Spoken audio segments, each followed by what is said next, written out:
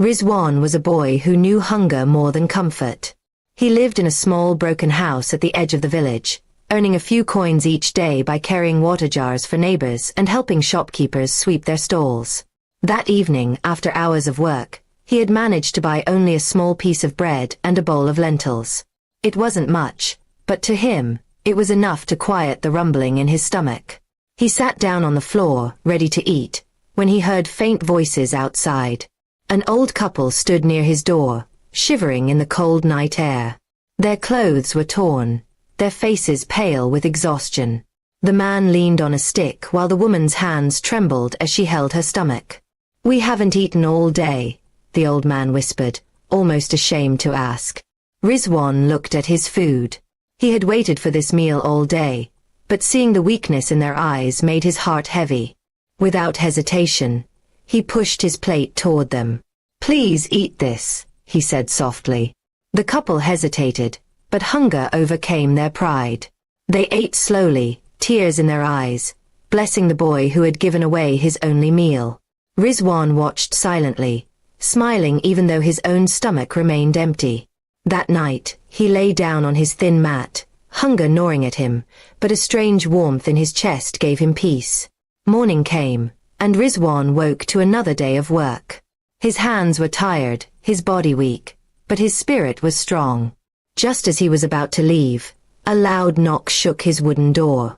Startled, he opened it to see a tall man in fine clothes, his carriage waiting behind him.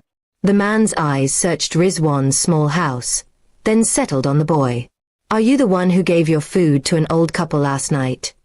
the rich man asked in a deep voice. Rizwan was confused but nodded shyly. "Yes, sir. They were hungry, and I had food." The man stepped closer, his stern face softening. "That old couple you helped, they are my parents." Rizwan's eyes widened in shock.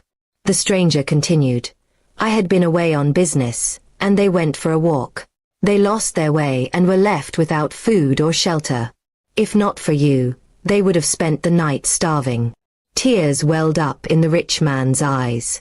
He looked at the boy's bare feet and the cracks in the walls of his hut. "You gave away what little you had, while many with plenty would have turned them away." His voice broke with emotion. Rizwan lowered his head, embarrassed. "It was nothing, sir. They needed it more than I did." The man shook his head. "It was everything. Compassion like yours is rare." He signaled his servants, who brought baskets filled with bread, fruits, rice, and warm clothes. Rizwan stared at the gifts, unable to speak. "That's not all," the man said firmly. "From today, you will no longer work for scraps. I will sponsor your schooling, and you will live without hunger. A boy with a heart as pure as yours deserves a chance at a better life." Rizwan's eyes filled with tears. He had never dreamed of going to school. Survival had been his only concern. Now, this stranger was offering him a future. "Thank you, sir," he whispered, his voice trembling. The rich man placed a hand on his shoulder. "No, thank you. You reminded me that wealth means nothing without kindness." With that, he turned to leave, but not before instructing his servants to repair Rizwan's small home. That evening, for the first time in his life, Rizwan ate a meal without fear of tomorrow's hunger. He thought of the old couple's smile and the unexpected turn of fate. His heart swelled with gratitude, not just for the food or clothes, but for the promise of education. Days turned into weeks, and Rizwan began his schooling. He studied with determination, remembering that one small act of kindness had opened the door to his future.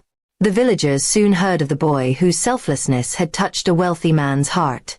Years later, Rizwan became a respected teacher, guiding children with the same compassion he had shown that night. People admired his wisdom, but he always said, "It wasn't wisdom that changed my life, it was kindness."